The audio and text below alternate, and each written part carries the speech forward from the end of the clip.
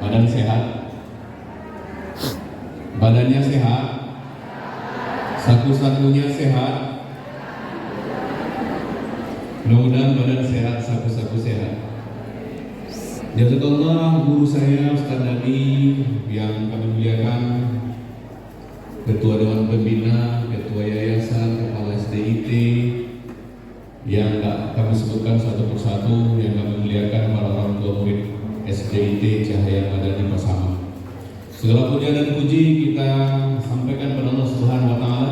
Hari ini Allah kumpulkan kita dalam keadaan sehat walafiat, meski tadi pagi diguyur hujan, tapi alhamdulillah semakin siang semakin ramai. Mudah-mudahan ini adalah majelis, tidak sekedar majelis saja, tapi majelis yang Allah rahmati, Allah berkahi. Amin.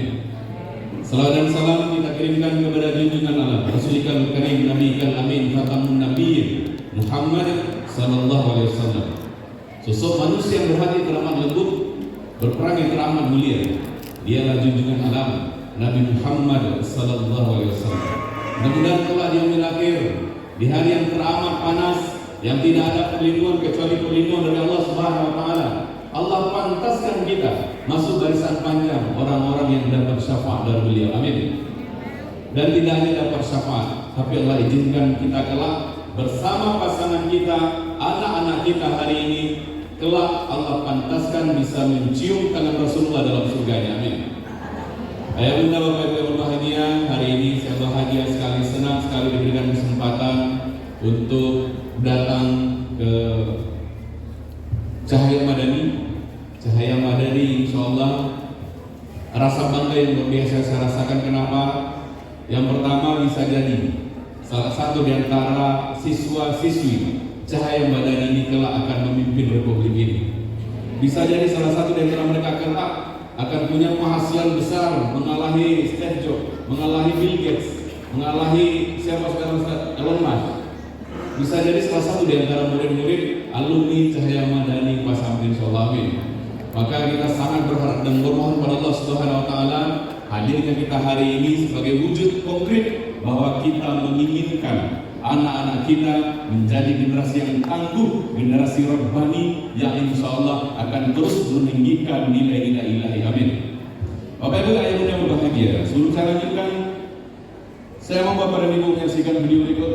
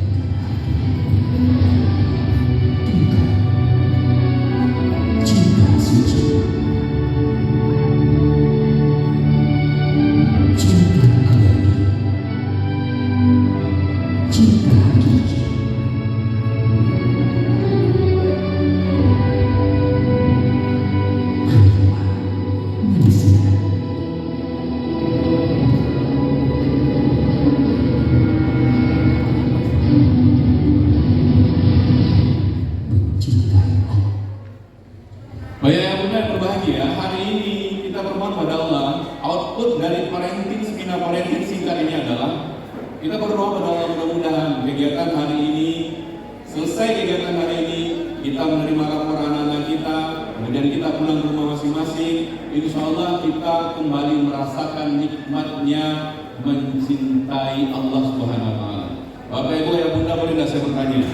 Kira-kira ayah bunda bapak ibu mana yang pengen mencintai atau dicintai? Jawab Bapak Ibu. Pengen dicintai atau mencintai? Lebih enak mana? Dicintai atau mencintai? Sekarang saya tanya bunda lalu, kalau papa mau tanya, lalu tahu sih jawaban itu. Hai para bunda, pengen dicintai atau pengen mencintai? Sekarang saya tanya, bunda senang enggak kalau suaminya, pasangannya, kita merasa dicintai pasangan, senang enggak? Senang apa senang banget? Baik, itu pasangan kita manusia atau jin atau siapa? Manusia. Dicintai manusia saja begitu indah dan senang rasanya, betul tidak?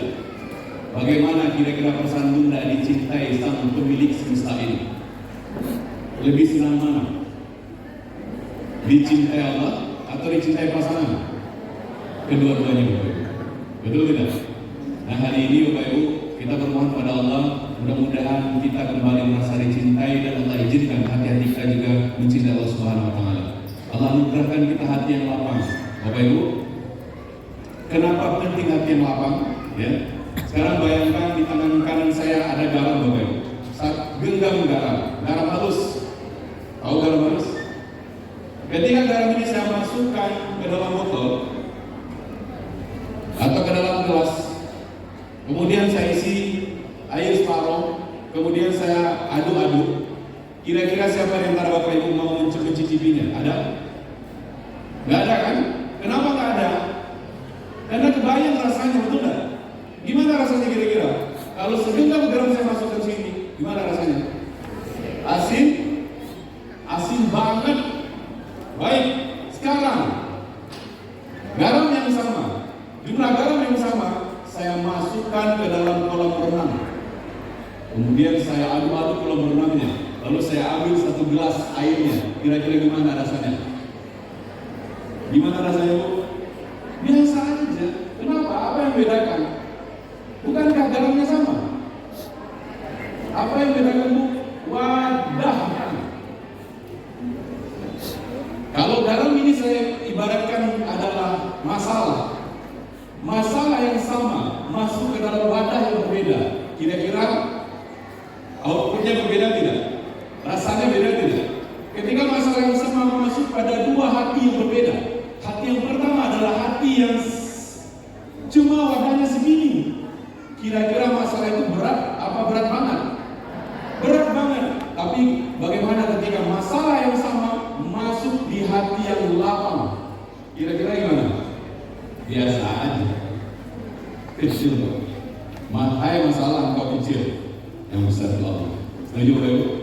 Maka hari kita bermohon kepada Allah Subhanahu wa taala, mudah-mudahan kegiatan sederhana ini Allah izinkan kita keluar dari tempat ini, Allah anugerahkan hati-hati yang lapang sebagai orang tua, sehingga pada saatnya nanti kita akan menjadi sosok orang tua, ayah dan bunda yang selalu dirindukan anak-anak kita. Amin. Baik, sebelum saya lanjutkan Bapak Ibu, kira-kira materi hari ini penting apa penting banget? Penting banget insyaallah. Maka ya sebelum saya lanjutkan, saya mau izin untuk mengenalkan diri dulu. Mudah-mudahan foto ini sampai ke belakang ya, kelihatan atau sampai ke belakang? Mohon izin, sekali saya perkenalkan diri. Nama saya Hidayatul Taufik Ibnu Zulkifli Abdul Ghaffar Muhammad Zain Samad Maulana Al-Khalidi. Oh panjang ya? Ya, sebenarnya panjang. Tapi di akte kelahiran Bapak dan Ibu cukup benar Hidayatul Taufik saja. Putra asli Mas Aman. Satu kelas dengan Ustaz Dani di SMA 1 Muskapim. Alumni SMA 1 mana? Baik, terima kasih. Baik, kemudian saya alumni STPDN tahun 2007. 10 tahun mengabdi di Pasaman, 2017 saya pindah ke Agam. Mudah-mudahan suatu hari nanti dari Agam pindah lagi ke Pasaman. Mudah-mudahan. Kemudian apa lagi ya? Itu kali. Saya juga seorang chapter Bapak Ibu. Ada chapter di sini. Chapter itu spiritual, emotional freedom technique, sebuah teknik terapi untuk menyembuhkan penyakit fisik dan psikis dalam durasi singkat. Contoh ada di antara ibu-ibu yang fobia, ada yang fobia anak menci, ada tikus gitu ya. Kalau ada anak tikus wah keluar penuh dinginnya. Atau fobia dengan ketinggian ada, fobia dengan suami ada, Enggak, baik. Kalau ada nanti yang mau biarin pasangannya, segera temui saya setelah ini. Bapak Ibu, kemudian saya juga konten kreator. Bapak Ibu boleh follow saya di TikTok, di IG, dan lain-lain sebagainya. Kemudian hari ini saya diamanahkan Allah melalui wasilah bagi agama menjadi camat di Lubuk. Kemudian saya punya istri 2, anaknya yang besar belum selesai. Tenang saja. Saya ayah dari 2 orang anak, kelas 4 SD dan kelas 6 SD. Putra keduanya. Bapak Ibu, tenang, saya bukan menganut poligami. Tenang saja. Ketika beliau Hamka ditanya oleh wartawan pada saat dia masih hidup, ya kenapa enggak beristri lagi? Kau enggak, apa jawab beliau Hamka? Kalau semua yang saya cari ada pada istri saya hari ini, kenapa saya harus mencari yang lain? Dan kalau pertanyaan yang sama diajukan pada saya, Camat, kenapa anda beristri lagi? Jawaban saya 2. Yang pertama, mengenang ASN tidak membolehkan berselingkuh dari sana. Kemudian yang kedua, tak pernah terniat di hati saya untuk membuahkan istri saya hari ini. Maka boleh kamu tangan, boleh kamu. Baik, maka suatu ketika Bapak Ibu, di rumah itu kita membiasakan piloto namanya. Piloto itu kalau ya Ustaz Dhani mengatakan bicara di atas bantal bersama pasangan sebelum tidur, itu namanya piloto. Nah suatu ketika saya bicara dengan istri saya menjelang tidur. Saya tidak tahu ibu dipanggil apa sama suami. Apa bu dipanggil suami ini bu? Bebek. Apa lagi? Kadang sebut nama ya. Kalau saya panggil saya ngomong ke istri saya iya. Andai kata kelak Allah pantaskan saya masuk surga. Wah, bicarakan ini sudah jauh ini, sudah lintas ruang dan waktu, sudah sampai ke akhirat membicarakan. Terus kan, saya akan minta sama Allah bahwa bidadari saya adalah perempuan yang hari ini di sebelah saya. Kira-kira ibu-ibu kalau mendengar muda tua Pak Fajar mengejek begitu malam kan lalu bagi dengan perasaan. Gimana wajah ibu kira-kira kemerah-merahan atau hitam-hitaman? Mendengar bapak ngomong kayak gitu, atau Pak damam Pak. Apapun itu Bapak Ibu, biasa kalah piloto ya menjelang tidur. Bapak Ibu itu lagi ya, itu perkenalan ya. Nah, sebelum kita lanjutkan seminar parenting singkat ini, agar tepat sasaran dan kita tidak sia-sia dulu di sini, maka saya harus mengajukan kesepakatan dulu. Saya menawarkan kesepakatan. Saya menamakan dengan ajakan kebaikan. Bapak dan Ibu, kalau setuju katakan deal, kalau tidak setuju no deal. Bisa ya? Syarat yang pertama yang saya tawarkan adalah 100% kita berkomitmen serius ikut kegiatan ini. Deal? Apa Bapak Ibu? Ikhlas. Saya undang Bapak Ibu ikhlas hadir di sini? Ikhlas ya? Dipaksa? Nah, mudah-mudahan kalau kita ikhlas hadir di tempat ini, mudah-mudahan setiap desa nafas kita di sini Allah ganti dengan kebaikan berkah insya Allah.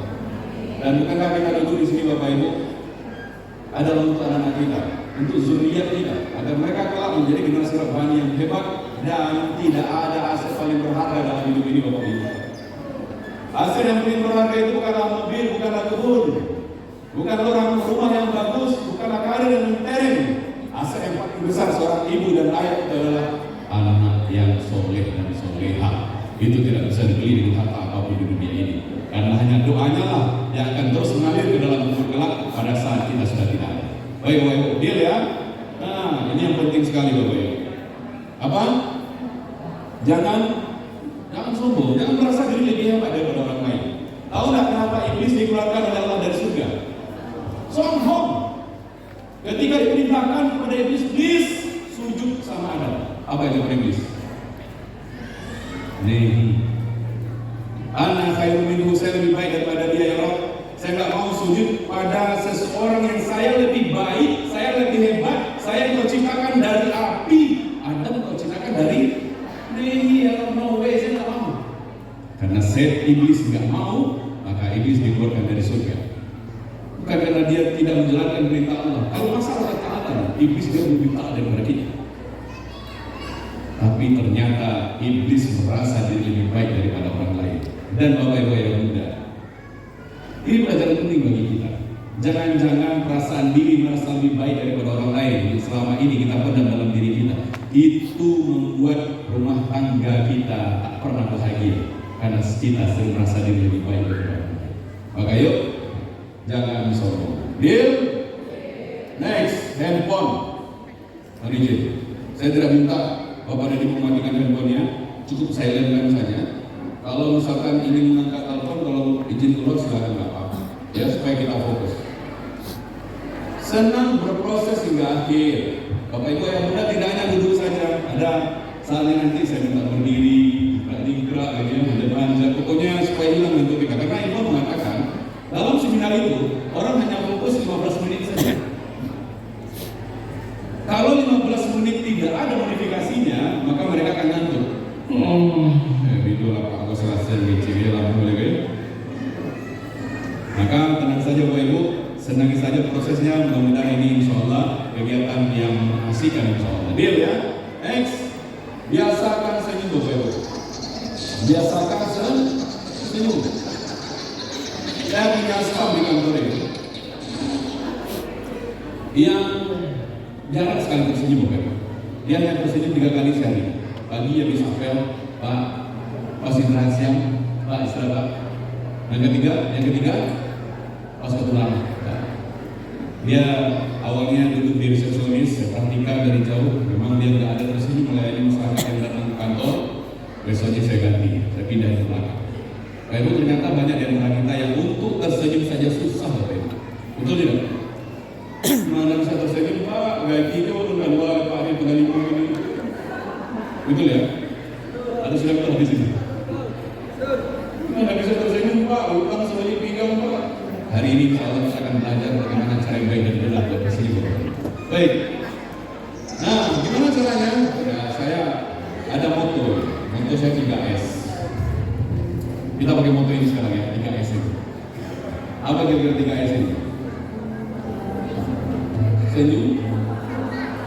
Udah tahu. Bukan itu yang saya maksud ya. Dan pertama itu semangat pagi Bapak Ibu.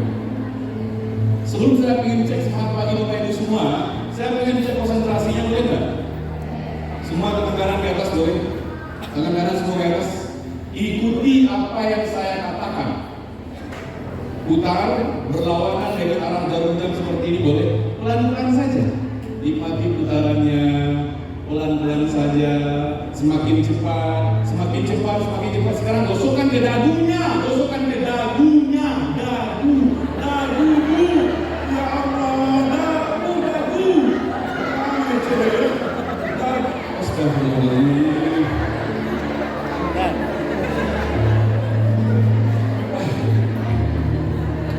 Saya tidak tahu apa yang salah ya.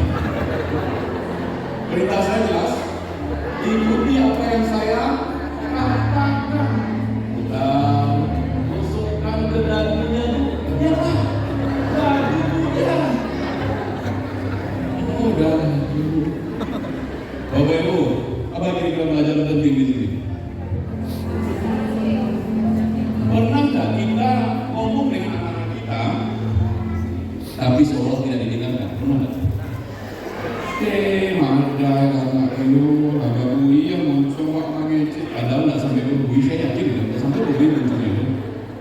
Betul nggak? Kenapa ada yang salah nggak di sini? Bapak Ibu, ada yang keliru di sini. Ketahuilah, anak-anak kita, zuriat kita, mungkin mereka tak akan mendengarkan semua yang kita sampaikan, tapi pasti mereka melihat apa yang kita kerjakan. Berteriak pun saya, ketika ibu seperti ini, dagu. Kenapa ibu melakukan? Bapak melakukan apa yang saya lakukan, bukan apa yang saya katakan. Begitu juga kita dengan anak-anak kita. Mereka melihat apa yang kita kerjakan. Kalau kita pengen, seorang ayah pengen anaknya hafiz, bagaimana mungkin itu terjadi? Ketika sang anak gak pernah telinganya mendengar ayahnya baca Al-Quran di rumah, mungkin itu terjadi. Mungkin saja, tapi kecil kemungkinan begitu. Kita pengen anak kita yang perempuan sholatnya tepat waktu. Bagaimana dia akan tepat waktu? Pada saat dia menyaksikan ibunya sembahyang zuhur setengah 3. Betul tidak? Bagaimana akan tepat waktu ketika Ayahnya lah maghrib hari, ngapainlah ngaji lah, ngapainlah ke surau lah. Bapaknya di mana? Di Lakau. Anjuran anaknya ke surau. Gimana gitu? Nah, Bapak Ibu, yuk apa yang Rasulullah sampaikan, ya, tauladankan bahwa tauladan itu punya power terhadap anak-anak kita. Baik, sekarang saya pengen cek semangat pagi dulu. Pak Ibu, kalau kita bangun pagi semangat nggak kira-kira? Semangat ya? Saya pengen Bapak dan Ibu membawa aura semangat paginya sampai ke tempat ini dan sampai acara ini selesai. Maka ketika saya mengatakan semangat pagi, saya minta Bapak dan Ibu semua angkat tangan kanan yang ke atas, berteriak 3 kali, pagi, pagi, pagi. Kapan perlu kaca-kacanya hancur berantakan karena suara kita ya. Lampu semua hancur berantakan. Bisa ya? Kalau saya semangat, ingat ya. Udah coba. Semangat pagi.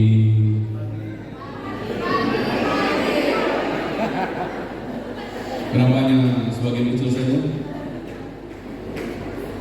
Pak, bapaknya nggak semangat. Kalau tepat susah, yang pagi, bapaknya nggak semangat. Betul nggak? Ini orang bercermin Bapak. Tadi pagi bercermin nggak di sini Bunda? Ini cermin ya. Ini cermin. Apa yang ada di depan cermin pasti itu ada yang di dalam.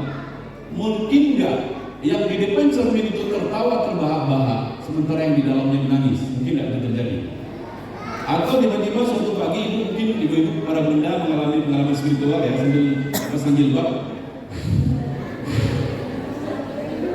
Pas pasang jilbab di depan cermin itu, tiba-tiba di dalamnya nangis. Pernah mengalami itu? Coba ingat-ingat lagi. Baik.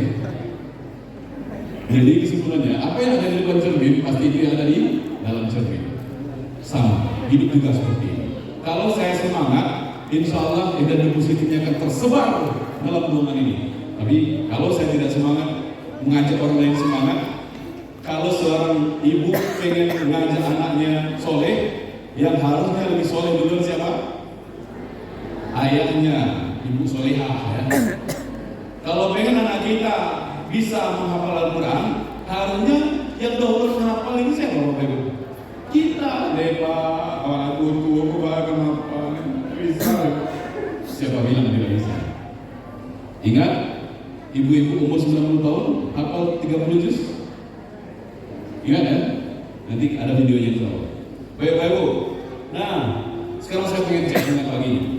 Tolong semangat. Apakan pada anak kita, zuriat kita. Kalau mamanya dan ayah itu adalah orang yang semangat. Maka ketika saya mengatakan semangat pagi yang keras, angkat tangan ke atas 3 kali pagi. Kalau dari pagi kesal sama Bapak kerja, sekarang lepaskan ke semua. Bisa ya? Bisa ya? Tepuk tangan yang mulia bagi kita semua yang luar biasa. Itu S yang pertama. S kita berapa tadi? S yang kedua. Nah, sekarang Bapak Ibu, mohon izin, saya pengen ajarkan Bapak dan Ibu bagaimana cara yang baik dan benar buat tersenyum ya. Tolong tatap wajah saya semuanya, kamu kecuali semuanya. Dalam itu 3 tatap wajah saya, kemudian tersenyum simetris 2 cm kiri 2 cm kanan. Dan perlu diukur pakai roll, kira-kira saja. Bisa ya? Tambahkan giginya. Pak, gigi saya tak tangging, nggak peduli saya mau tangging mau apa nggak peduli. Yang penting itu ikhlas. Bisa ya?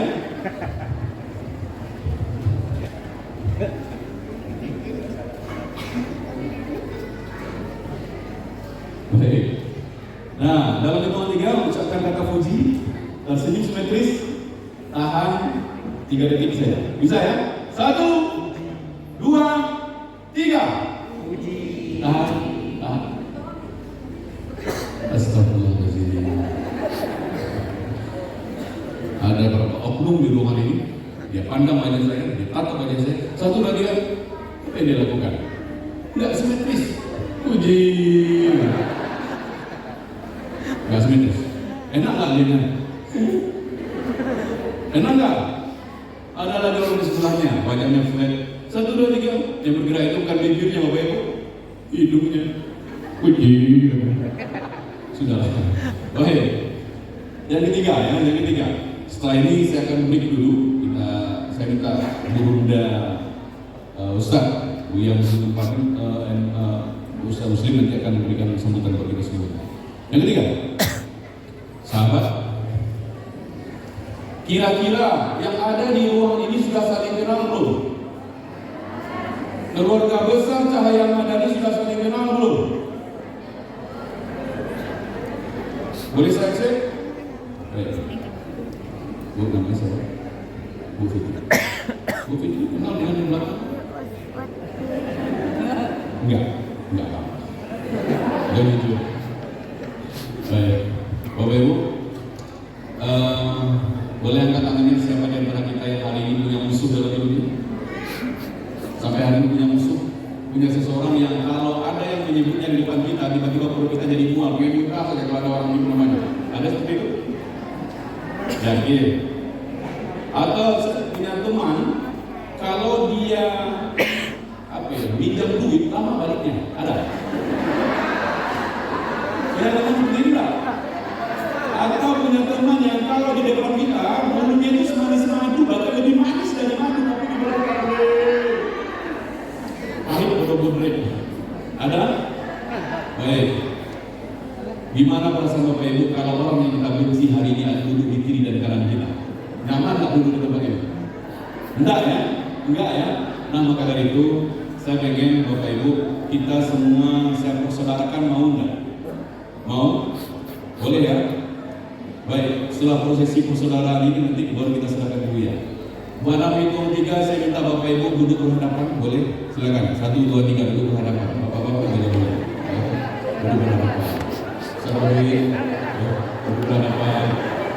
Biji, duduk berhadapan ibu saya. Nah, baik sekarang. Kakak yang besar ya. Duduk berhadapan ya. Saya ingin Bapak Ibu kita hari ini merasakan nikmatnya mendoakan keluarga kita. Selama ini Ibu pernah enggak? Saya tanya dulu. Ibu namanya siapa? Bu Rina. Namanya siapa? Bu Ani. Bu Ani pernah mendoakan Bu Rina dalam doa? Bu Rina pernah mendoakan Bu Ani, ya Allah, sehatkan Bu Ani, kayu panjang pernah? Hari ini kita akan mendoakan langsung. Saudara kita mau tidak? Nah, maka dari itu dalam hitungan 3 boleh angkat tangan kanan ke atas, boleh ya. Taruh tangan kanannya ke area jantung pasangannya di depan. Tadi kan sudah saya suruh ke sana. Area jantung, area jantung sini. Nah ini ya, area jantung. Silakan. Kalaupun tidak ada jantung, tangan juga boleh lengan atas. Ya. Kalau tidak ada pasangan, nah, Pak ini berpasangan pas, bagus dengan istrinya berpasangan. Kalau tidak punya pasangan sudah masalah. Sudah ya? Baik, sekarang ikuti perintah saya sebagai bagian dari komitmen serius kita. Ikuti perintah saya. Dalam hitung 3, semuanya tundukkan kepala, pejamkan mata. 1, 2, 3. Boleh. Tanpa bersama. Saya ingin memimpin doa sebentar saja sebelum kita mulai. Boleh Bapak Ibu mulakan dengan istighfar biar tenang hati kita, biar lapang dada kita. Astagfirullahaladzim. Silakan.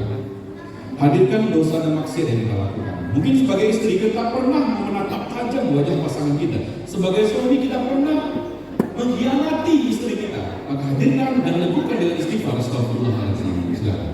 Nah sekarang izinkan sebentar saja Bapak Ibu, saya minta mendoakan orang yang ada di depan. Boleh pejamkan matanya sebentar saja. Bismillah. Allahumma ya Allah. Wahai Sang Maha Raja dan Raja.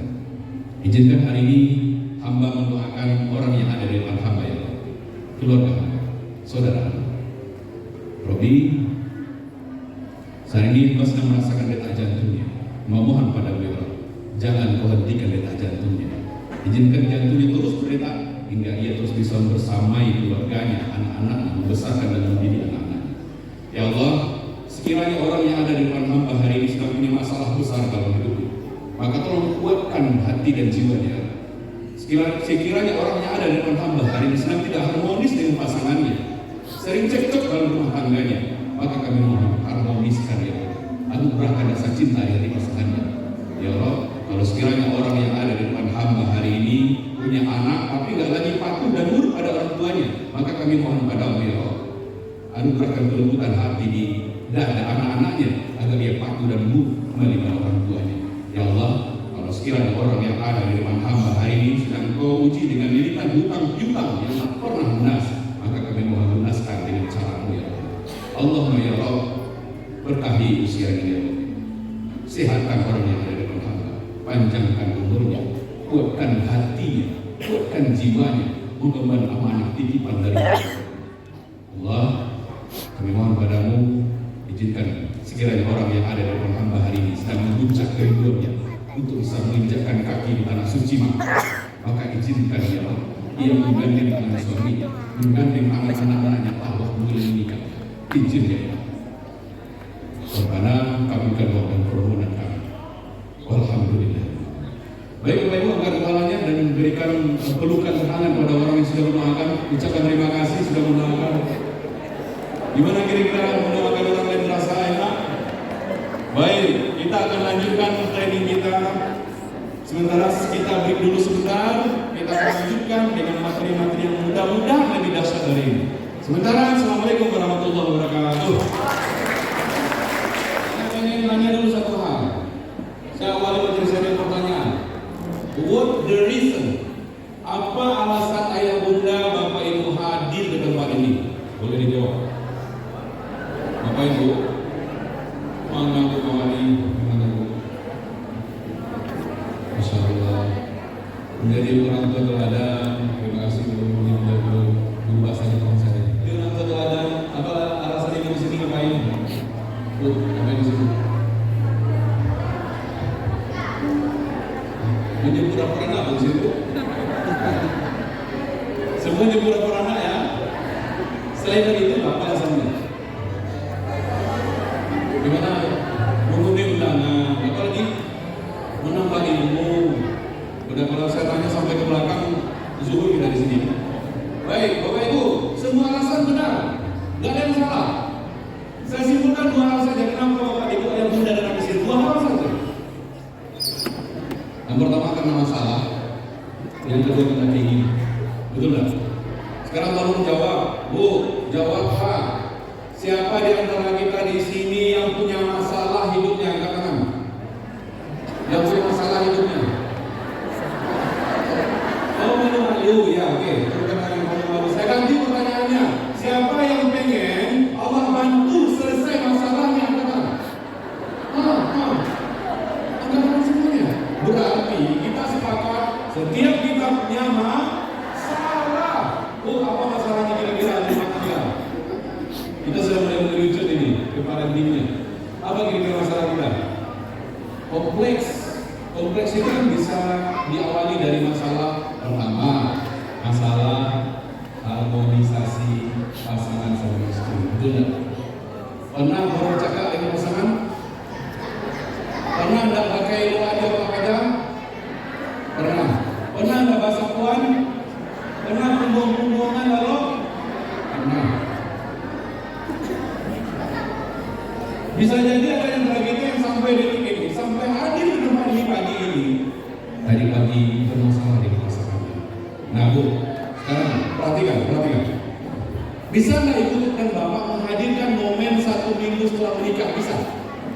Bisa hadirkan itu ke tempat ini? Bahagianya bisa dirasakan sekarang? 1 minggu setelah menikah, kemudian diajak oleh pasangannya bayi ke pantai Padang. Dan juga pernah ya. Bulan lalu di Sasak, berjalanlah pasangan suami istri 1 minggu, digenggam tangan sang istri. Kira-kira genggamannya erat apa biasa saja? Ini 1 minggu setelah nikah, erat apa biasa saja? Erat. Berjalan ya, senyum senyumnya, berbunga-bunga. Tiba-tiba ada sebuah insiden. Sang istri tertaruh kakinya, ketungkut dia. Kira-kira ketika sang istri terjilapa, apa respon suaminya? Ingat masih minggu setelah nikah loh ini. Apa respon suaminya? Bukankah pada saya itu kata-kata cinta dan sayang beraturan keluar dari mulutnya? Sayang, betul? Ya Allah, apa yang sakit saya?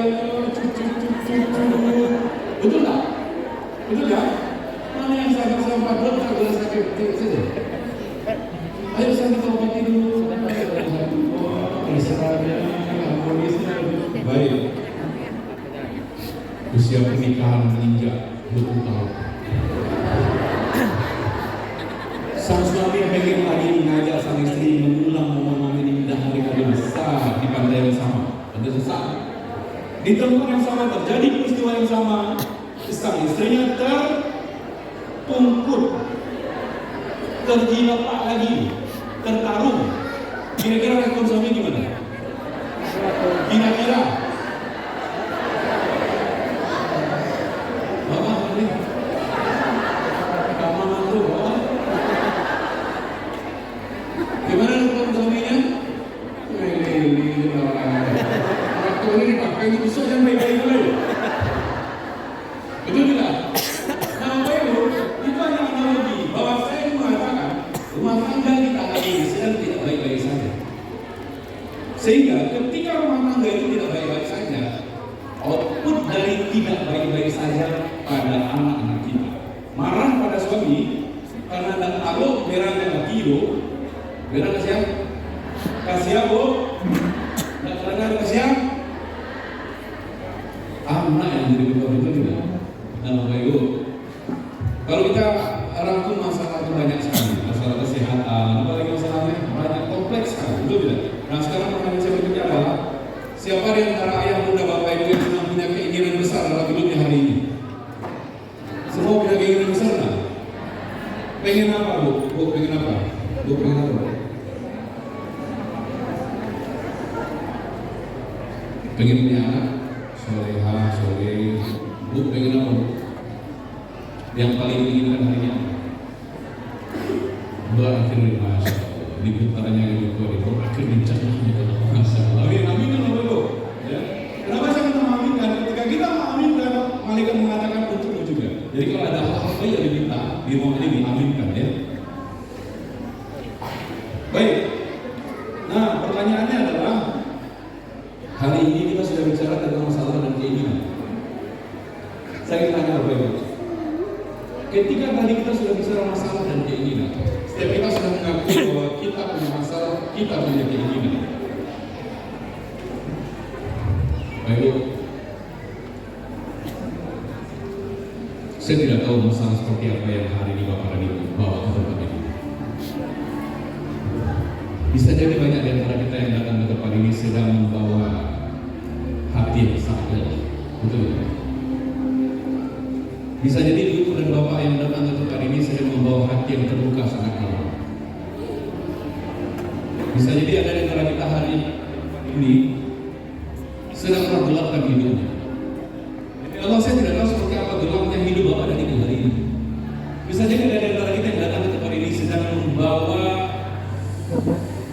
luka yang mendalam yang belum terobati sampai hari ini.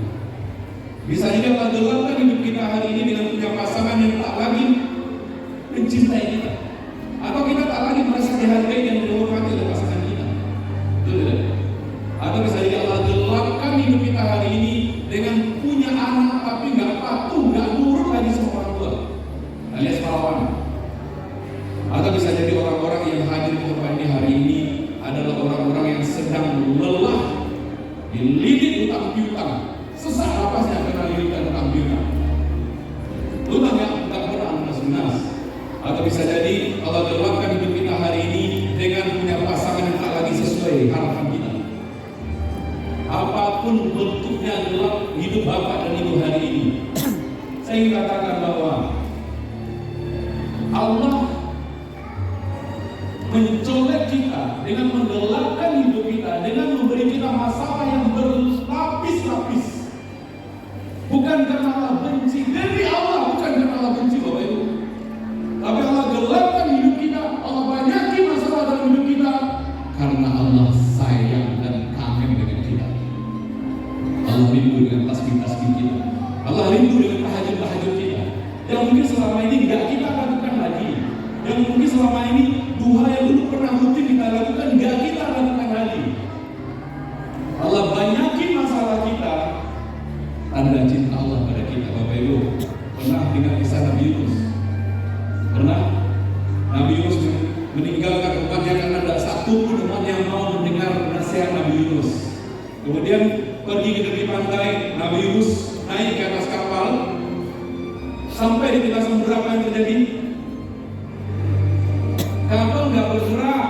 Dilakukan undian 3 kali, dilakukan undian, nama Nabi Yunus yang keluar, betul tidak? Lalu dengan berat hati sang nahkoda kapal melemparkan Nabi Yunus ke dalam lautan, dan Allah kirimkan ikan apa? Ikan nun, ikan yang sangat besar. Allah perintahkan ikan telan Nabi Yunus tanpa menyakiti. Ikan menelan Nabi Yunus. Masuklah Nabi Yunus ke dalam perut ikan. Kira-kira perut ikan itu gelap apa enggak? Gelap.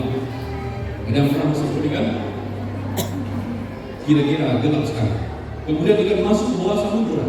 Diceritakan dalam Al-Quran 3 kegelapan. Apa itu? Kegelapan perut ikan, kegelapan bawah samudera, dan kegelapan malam hari. Bayangkan Bapak Ibu, betapa lapis kegelapan yang dirasakan Nabi Yunus pada saat itu. 3 lapis kegelapan. Ayo kita Bapak Ibu bahagia.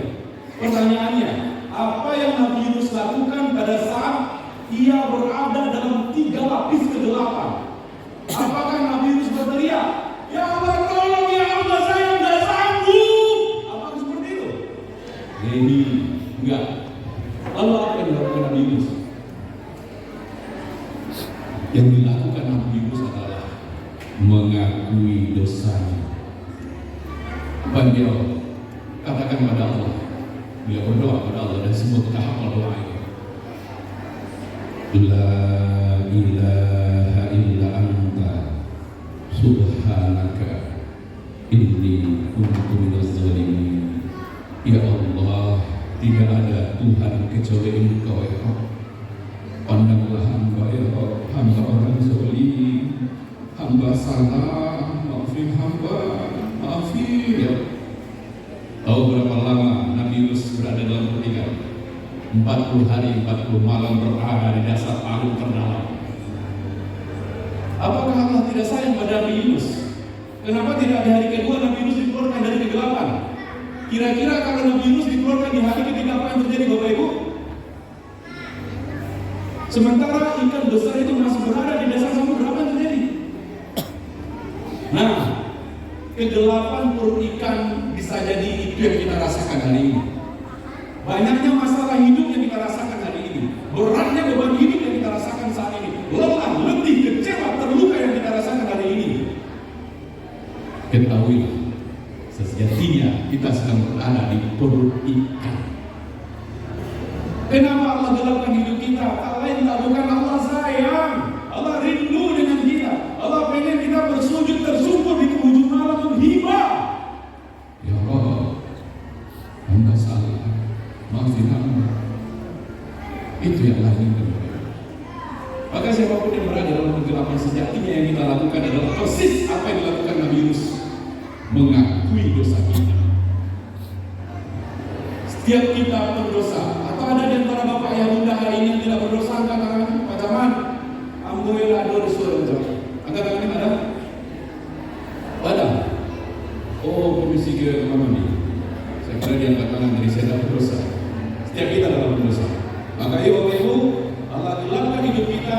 Insya Allah semakin gelap hidup ini, sejatinya semakin terang cahaya Allah di hati kita. Cek. Nah sekarang ada Bapak dan Ibu semuanya, salah satu saja. Tolong jawab pertanyaan saya dengan cepat, ya. Siapa kira-kira? Ya, ini teman saya. Bu, sebutkan 3 orang yang paling ibu cintai dalam hidup ini, dalam hidup detik saja. Pertama, Ibu. Baik, ayah bunda, Ustaz Haji Muslim Yatin, beliau izin pamit karena ada agenda yang mesti beliau ikuti di Bukit Tinggi. Kita lepas beliau, mudah-mudahan diberi kesehatan, keselamatan sampai di tujuan.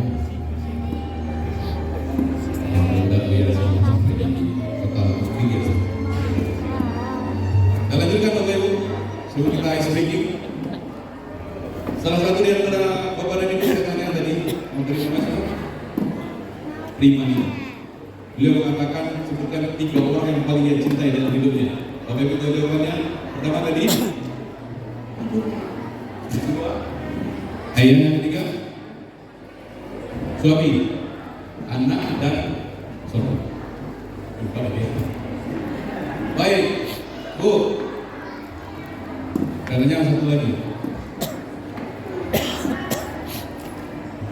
Ibu, sebutkan 3 orang yang paling dicintai dalam hidup.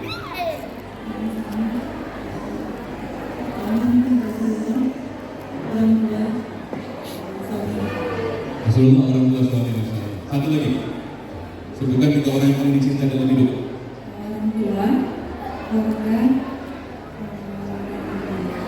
Keluarga ini banyak. Baik, terima kasih jawabannya itu biasa sekali. Bapak tahu tidak? Di antara 3 yang saya tanya tadi, tak satu pun di antara mereka yang mengatakan diri mereka sendiri. Betul tidak? Sebutkan 3 orang yang paling dicintai dalam hidup. Orang tua, tadi Rasulullah bagus, kemudian suami, anak, gitu ya. Tapi tak satu pun di antara kita yang menyebut dirinya. Selama ini Bapak Ibu, diri kita sudah lelah sampai sejauh ini, tapi kita pernahkah kita berterima kasih pada diri kita? Boleh enggak? Dalam waktu 2 menit ini saya ingin mengajak Bapak dan Ibu semua berterima kasih pada diri, boleh? Boleh? Silakan dalam hitungan 3 duduk senyaman mungkin, tegakkan saudara kursinya. 1, 2, 3 duduk senyaman mungkin. Kemudian silakan dalam hitungan 3 Bapak dan Ibu boleh silakan tangannya seperti ini. Bisa ya? Ini namanya butterfly hug. Ya, butterfly hug. Memeluk diri sendiri. Bisa ya? Bisa. Dalam hitungan 3 boleh rundukkan kepalanya sembari memeluk dirinya. 1, 2, 3. Silakan. Saya akan minta kepada Ibu untuk berterima kasih pada diri sendiri. Mari kita awali dengan Bismillahirrahmanirrahim. Berharap ridha Allah Subhanahu wa taala. Dan terus kita bisikan istighfar dalam hidup kita. Astagfirullahaladzim. Saya minta Bapak dan Ibu yang muda semua menghadirkan sebuah kondisi di mana Allah sedang benar-benar menatap kita hari ini. Saya ingin mengajak Bapak dan Ibu berterima kasih pada diri kita. Silakan Bapak dan Ibu boleh ulangi apa yang saya sampaikan dalam hati ini, boleh. Bismillahirrahmanirrahim. Benar-benar ucapkan untuk diri kita sendiri, akan terasa feel, getarnya akan terasa. Kalau benar-benar Bapak dan Ibu sungguh-sungguh ikhlas mengucapkannya pada diri sendiri. Bismillah. Wahai diriku, hari ini izinkan aku berterima kasih padamu, wahai diriku. Terima kasih engkau sudah tegar dan kuat berdiri sampai detik ini. Terima kasih atas lelah-lelahmu. Terima kasih wahai diriku atas engkau yang harus bangun pagi-pagi dan engkau harus tidur terakhir kali di rumah. Terima kasih engkau yang paling sibuk mengurus anak dan pasanganmu, wahai diriku. Terima kasih atas kebaikan-kebaikan yang kau lakukan selama ini, wahai diriku. Aku tahu engkau lebih, aku sadar engkau lemah, wahai diriku. Maka hari ini izinkan aku dengan tulus berterima kasih padamu atas lelah, atas keringatmu yang menetes, atas usahamu yang jarang dihargai orang lain. Wahai diriku, maaf ya, selama ini aku kurang memperhatikan kesehatanmu. Maaf ya, kalau selama ini aku zalim padamu, wahai diriku. Maaf ya, kalau banyak keinginanmu belum aku kabulkan, wahai diriku. Maafkan aku, wahai diriku. Maafkan atas lelahmu, atas rezeki membesarkan anak-anak, wahai diriku. Maaf. Aku tahu kau banyak merasakan derita di hati. Aku tahu kau kadang sering bersujud di penghujung malam, berbisik pada Tuhan. Diriku, terima kasih ya. Engkau kuat, wahai diriku. Sekarang saya minta Bapak dan Ibu hadirkan wajah orang-orang yang selama ini membuat kita sakit hati. Wajah orang-orang yang selama ini membenci kita. Wajah orang-orang yang selama ini kalau ketemu dengan kita Wajahnya tidak semanis yang kita harapkan. Hadirkan orang-orang yang suka merendahkan kita, menjelekkan kita, memfitnah kita. Hadirkan wajah itu. Tatap wajah itu baik-baik dan bilang pada diriku, wahai diriku, tataplah wajah orang ini, wajah orang yang sering memfitnahmu, wahai diriku, wajah orang yang merendahkanmu selama ini, wajah orang yang tak pernah menginginkan adanya kebaikan dalam rumah tanggamu. Tatap wajah itu. Dan sekarang bisikan pada hatimu, bisikan pada dirimu, wahai diriku, demi Allah, agar Allah bantu hidupmu. Maafkanlah seluruh kesalahan, ikhlaskanlah segala keburukan yang ia toreh dalam hidupmu selama ini. Wahai diri, maafkanlah, demi Allah, maafkan, ikhlaskan. Belakang hirup nafas dalam-dalam, keluarkan, ucapkan alhamdulillah. Hirup nafas dalam-dalam, 1, 2, 3. Keluarkan, ucapkan alhamdulillah. Alhamdulillah. Buka matanya pelan-pelan, kembali hadir di tempat ini. Januari 2023 kita sudah memaafkan kesalahan semua orang yang pernah menyakiti kita. Mudah-mudahan pemaafan kita akan membuat Allah ridho kita mendapatkan anak yang salehah. Amin. Baik, Bapak Ibu berbahagia. Serangan berapa? Saya cukup. Tunggu kan? Mudah-mudahan 20 menit saya minta waktunya saya menyampaikan materi ini ya. Oh ya. Atau 15 menit lah, mudah-mudahan bisa. Baik. Bapak Ibu sekarang boleh dalam hitung 3 semua berdiri dulu. 1, 2, 3 semua berdiri. Pelan-pelan saja kita PBB dulu. Ketika saya bilang hadap kiri, semua hadap ke kiri ya. Hadap ke kiri sana. Hadap kiri. Hadap kiri semua. Baik, insyaallah. Baik, sekarang saya minta ibu-ibu pegang bahu orang yang di depannya. Silakan. Laki-laki. Oh, ibu-ibu. Oh, jangan beli barang. Silakan. Pegang orang di depan Anda. Sekarang berikan pijitan terbaik untuk orang di depannya. Silakan.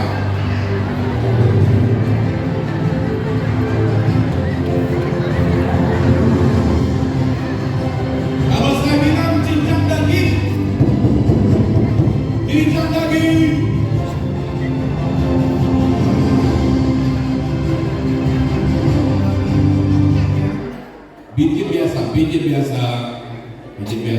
Pijit bahunya, pijit lengannya. Kalau pijitannya enak, minta nomor WA-nya. Ya. Kalau saya bilang hujan batu pakai tinju, hujan batu. Ya, pukul saja ya, tinju saja. Boleh request bawa dingin gitu. Hujan rintik-rintik. Hujan rintik-rintik pakai ujung jari. Hujan rintik-rintik. Pijit biasa. Baik, sekarang ikuti kata-kata saya, Pak Bu. Ikuti kata-kata saya, Pak Bu. Saya minta maaf ya. Ya, saya maafin. Sekarang pijit kepalanya pelan-pelan. Sembah itu semangat. Ya Allah, hilangkan pikiran kotor di kepala ini, ya Allah, amin. Hati-hati di luar, subang hati-hati. Ya Allah, sehatkan orang yang ada di depan hamba, ya Rabb, amin. Panjangkan umurnya, lunaskan hutang piutangnya, sehatkan badannya. Kalau bisa naik haji tahun ini, kerasa nih. Sekarang balik kanan, gerak gantian. Gantian. Pijit biasa.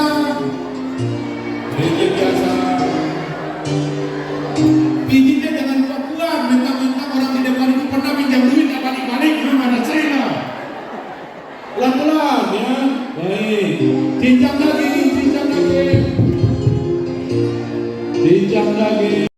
Hujan batu. Ya. Boleh request bawa dikit. Bu, kamu sewa. Masya Allah. Sekarang minta maaf. Ya, saya maafin, pijit kepalanya pelan-pelan. Hati-hati jilbab. Hati-hati subang. Sembari mendoakan, ya Allah, hilangkan pikiran jelek di kepala ini, amin. Sehatkan orang yang ada di depan hamba, amin. Panjangkan umurnya, amin. Berkahi siang malam petang dan paginya, amin. Kalau dia punya hutang piutang, lunaskan ya Rob.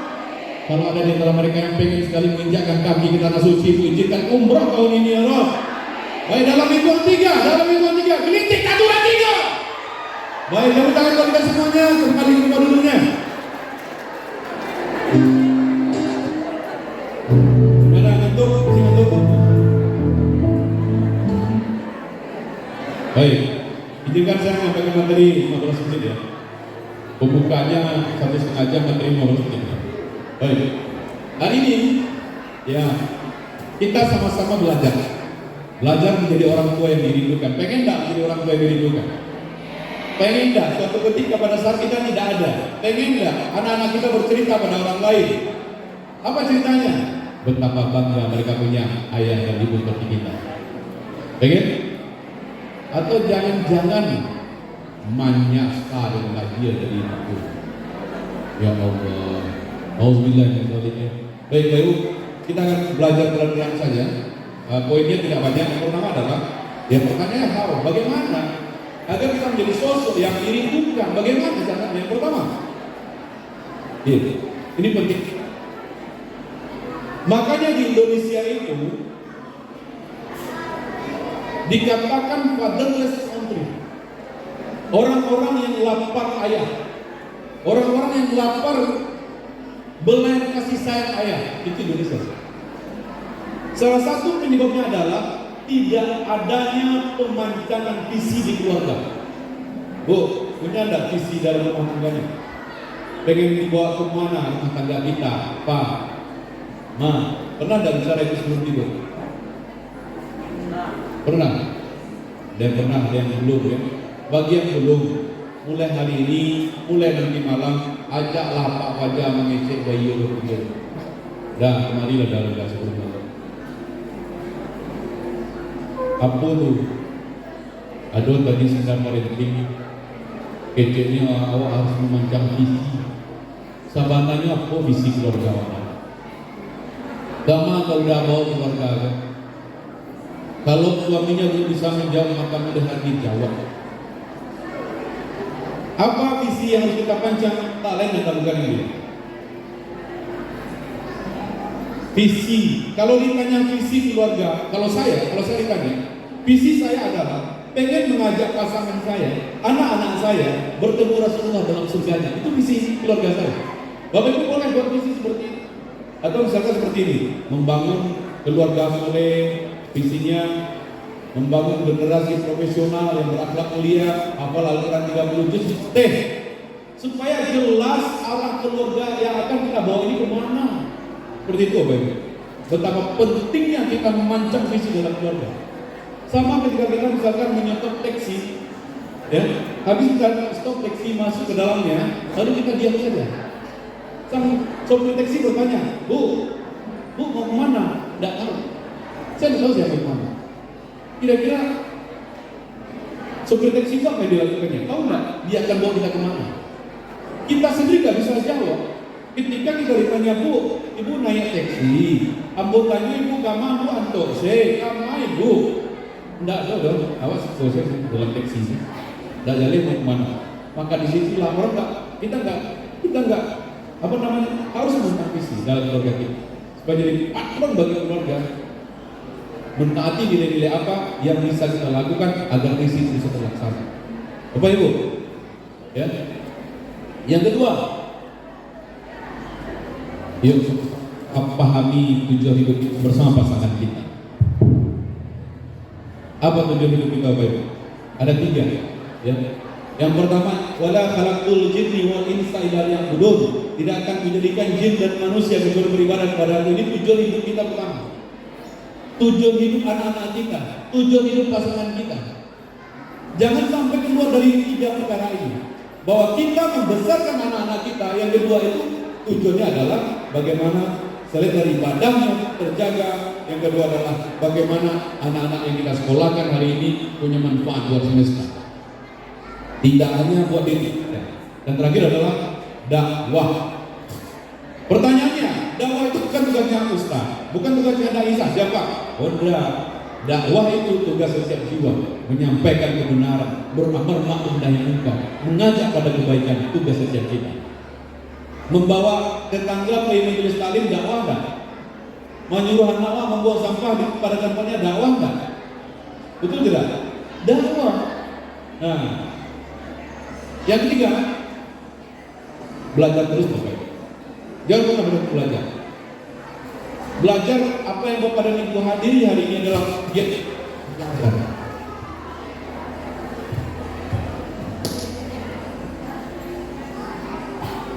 Belajar itu bisa dari kakak,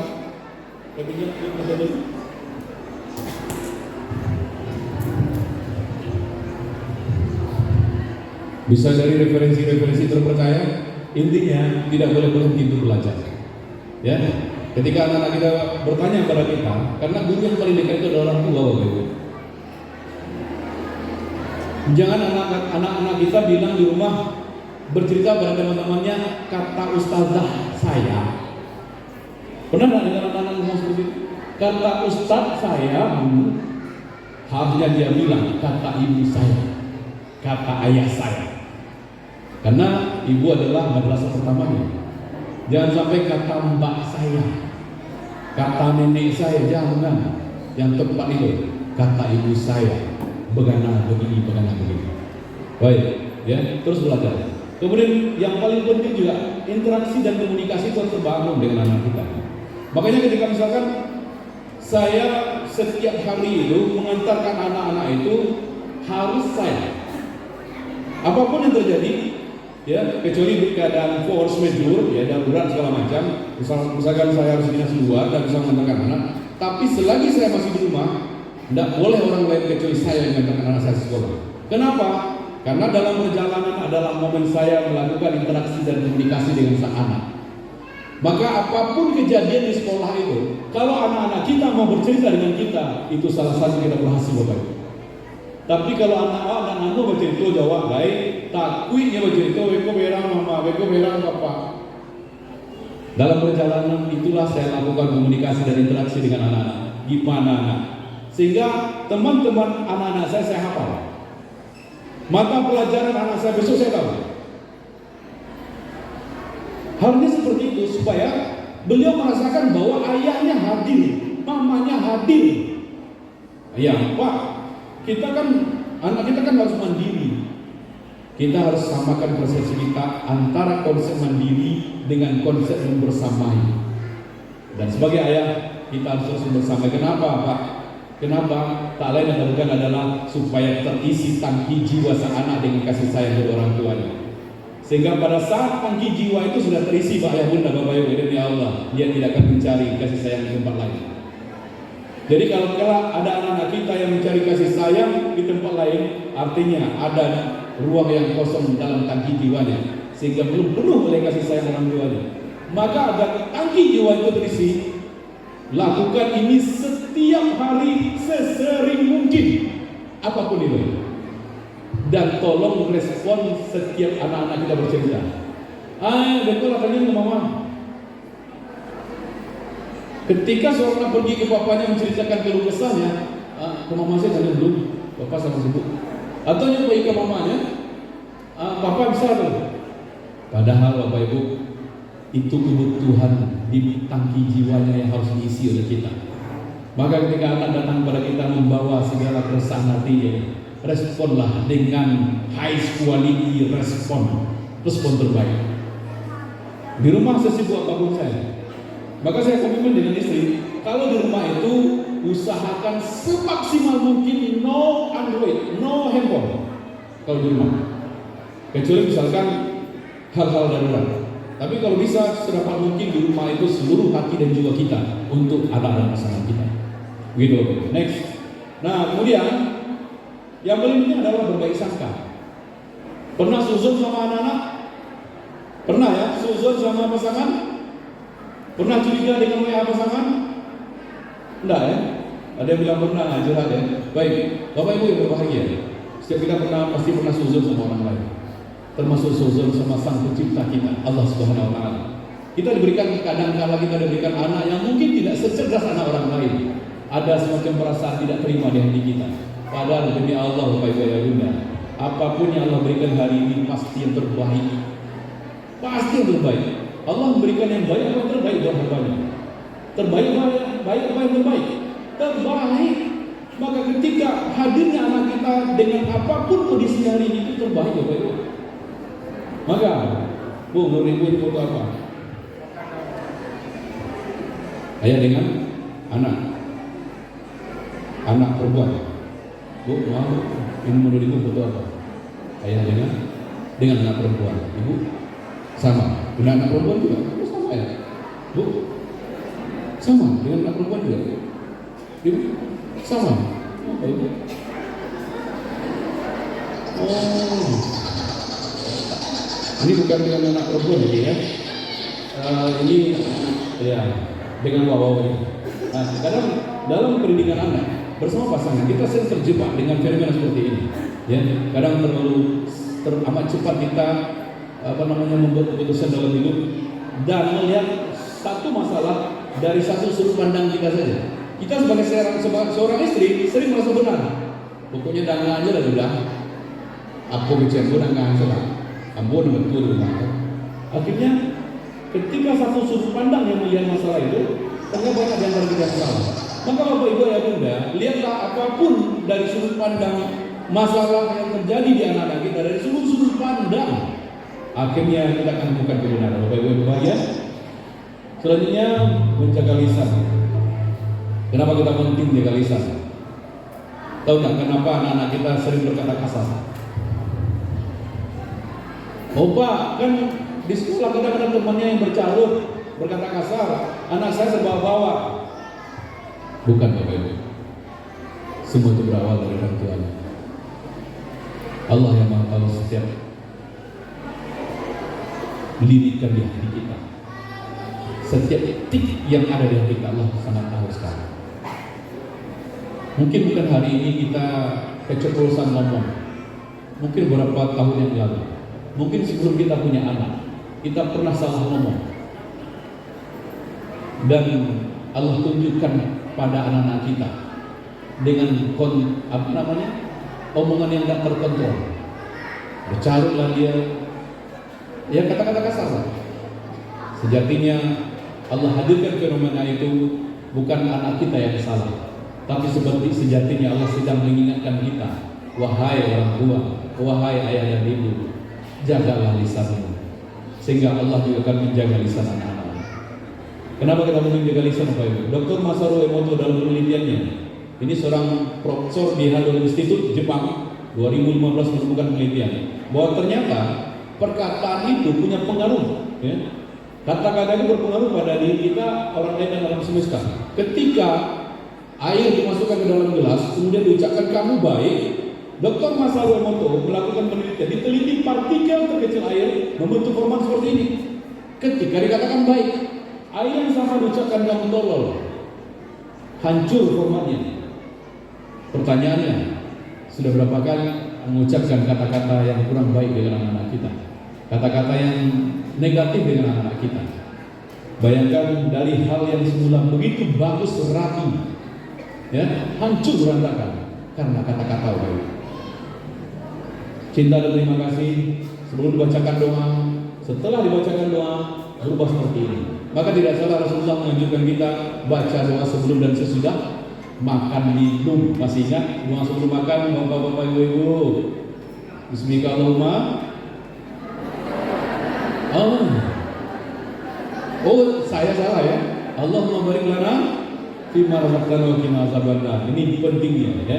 Kemudian ini bergelari Zam-Zam dan Dr. Masaru Emoto mengatakan 75% tubuh manusia itu cair Bapak Ibu. Maka ketika anak-anak kita ucapkan kata-kata mulia, kata-kata baik, yakin dan percayalah dia akan tumbuh menjadi pribadi yang baik. Maka kontrol rasa di hatinya untuk tidak melakukan sebuah keburukan melalui ucapan kita. Kalau ingin marah pada anak-anak, marahlah yang baik. Apa marah yang baik? Bilang, nak, mama sedang marah sama kamu. Nak. Pernah ngomong seperti itu? Dan di rumah saya lakukan itu. Anak saya yang kecil itu kadang sering usil. Nah, Abi sedang marah padamu. Dia. Gimana kira-kira kalau saya berteriak padanya? Bapak Ibu tahu akibat teriakan seorang ayah dan ibu? Tahu lah, ya. Insya Allah tahu, tapi masih dilakukan ya. Ketika hari ini marah, bukankah malamnya kita mendekati sang anak? Nah, maafin ibu, maafin mama, nak. Masalah marah-marah, mama besok dah ulangi lagi. Anak kita tertidur sambil besar-besar. Pernah lakukan ini? Insya mama marahin kamu. Besok pagi ketika sang anak terlambat bangun pagi, kemudian kaos kakinya dah tahu terletak di mana, kemudian PR-nya belum dibuat, kemudian pagi itu buru-buru mau pergi ngantarin, apa yang terjadi setelah itu? Siklus itu terulang lagi. Dari kecil malam tadi, siapa malam? Allah Akbar. Dan begitu seterusnya. Nah, mulai besok katakan pada anaknya, kalau marah, nah, mama lagi marah ya nak. Bisa ya? Ayo Bapak Ibu berjuang. Jangan sampai marah beneran gitu. Marah yang elegan, marah yang diucapkan. Saya sedang marah. Baik. Kemudian ini 2 slide terakhir insyaallah. Ya, masih ada 5 menit ya. Jadilah baik bersusu. Sering nggak kita mendengar Ustaz mengatakan lain syakartum la azidannakum wa lain kafartum inna azabil sering. Ketika kita mensyukuri nikmat Allah, Allah tambah, betul kan? Nah, mulai besok pagi Bapak Ibu ya Bunda, ayo kita tingkatkan kebersyukuran kita pada Allah. Gimana caranya? Sederhana sekali. Ketika bangun pagi-pagi biasanya di rumah yang paling duluan bangun siapa? Amma atau ayah? Amma atau apa-apa? Yakin? Baik, saya ingin sampaikan. Kalau di rumah, saya ya, biasanya yang paling sering duluan bangun itu saya. Kenapa Pak? Kenapa Pak Cemaik? Karena yang akan dicontoh, dilihat oleh anak dan pasangan siapa? Kepala keluarga, betul nggak? Nah, ketika saya bangun pagi hari, satu hal yang sering saya lakukan dalam rangka meningkatkan kebersyukuran. Apa itu? Setelah baca doa setelah bangun tidur, baca doanya masih ingat? Allahumma barik lana. Alhamdulillahillazi ahyana ba'dama amatana ilaihi nusyur, atau alhamdulillahillazi la yadur ma'asmi syai'un fil ardi wa la fis samai wa huwas samiul alim. Boleh apa saja. Ya, mana yang terbaik boleh silakan pakai. Nah, setelah baca doa apa yang saya lakukan? Saya duduk sebentar. Duduk di atas bed. Ngapain? Saya rundukkan kepala. Itu saya lakukan setiap pagi. Ngapain Mbak? Mengucapkan 2 kata saja. Saya ucapkan benar-benar tulus dari hati yang paling dalam. Terima kasih ya Allah.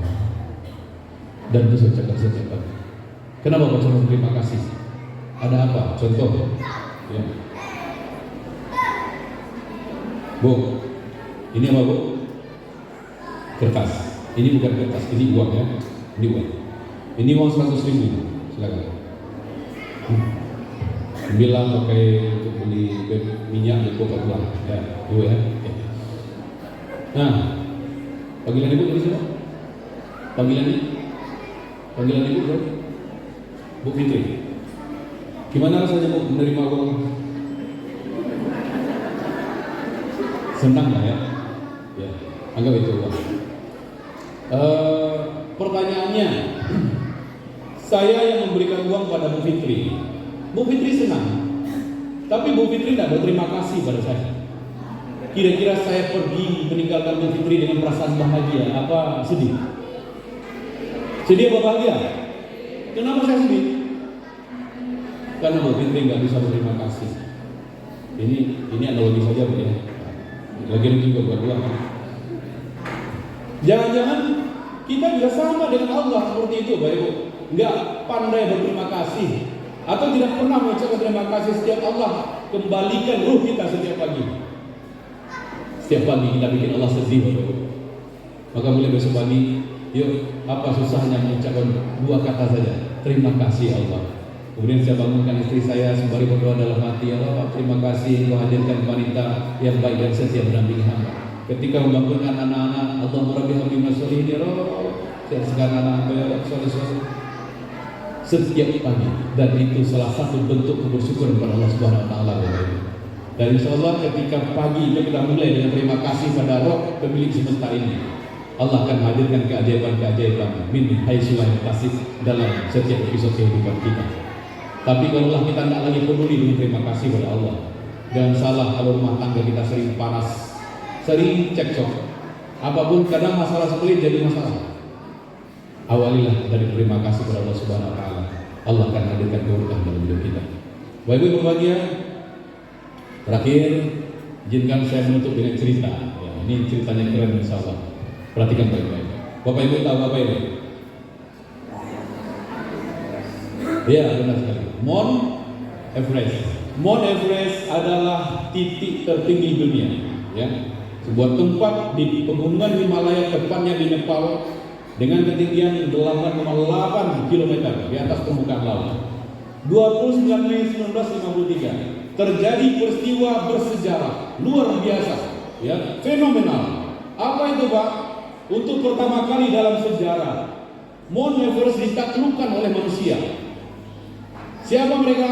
Yang pertama adalah Edmund Hillary dan yang kedua adalah Tenzing Norgay. Edmund adalah sang pendaki gunung. Tenzing Norgay adalah gaib, tukang tunjukan jalan. Kalau di Nepal namanya Sherpa, ya. Kalau di Lubuk Sikaping namanya tukang tunjukan jalan. Kira-kira tukang tunjukan jalan itu di depan apa di belakang pendaki? Di depan. Kira-kira siapa yang lebih dahulu sampai di puncak tertinggi? Tenzing atau Edmund? Tenzing. Satu langkah lagi menuju titik tertinggi dunia. Katakanlah ini titik tertinggi dunia. Satu langkah lagi. Edmund mengcancel. Tidak jadi dia jejakkan kakinya di titik tertinggi dunia. Apa yang dia lakukan? Dia persilakan Edmund Hillary. Edmund Hillary, silakan engkau jejakkan kakimu di titik tertinggi dunia. Datanglah Edmund Hillary dengan tergopoh-gopoh, dia kumpulkan seluruh kekuatannya. Sampailah dia di titik tertinggi dunia. Dia berteriak, dia nangis, bahagia. Karena untuk pertama kali dalam sejarah dia menjadi manusia yang berhasil menaklukkan titik tertinggi dunia. Berita tertaklukkannya Mount Everest sampai ke seluruh penjuru dunia. Banyak wartawan yang datang. Mereka diwawancarai ketika sampai di bawah. Semua wartawan mengajukan pertanyaan pada Edmund. Tidak satu pun yang bertanya pada Tenzing, kecuali satu orang wartawan. Ketika sudah selesai pers konferensi itu, satu orang wartawan datang menemui Tenzing. Apa katanya? Bapak Tenzing, iya. Bapak gaibnya Edmund, iya saya gaibnya. Nah, kalau Bapak gaib, berarti Bapak berada di depan Edmund kan? Iya, saya berada di depannya. Loh, berarti Bapak orang pertama dong yang sampai di puncak? Iya, saya orang pertama. Loh, kenapa bukan Bapak yang menjadi orang pertama menginjakkan kaki di titik tertinggi dunia? Kenapa Pak Tenzing? Tahu nggak apa jawaban Tenzing? Karena itu bukan mimpi saya. Lalu kalau bukan itu mimpinya, apa mimpinya wahai Tenzing? Tenzing menjawab dengan suara datar. Mimpi saya mengantarkan dia seraya menunjuk Edmund Hillary menjadi orang pertama yang menginjakkan kaki di puncak tertinggi dunia. Itu mimpi saya. Bapak Ibu paham dengan ceritanya? Mengerti dengan alur ceritanya? Insya Allah. Pertanyaan di sesi akhir ini adalah siapa Tenzing Norgay dalam hidup kita? Bapak Ibu punya enggak? Punya siapa Tenzing Norgay-nya?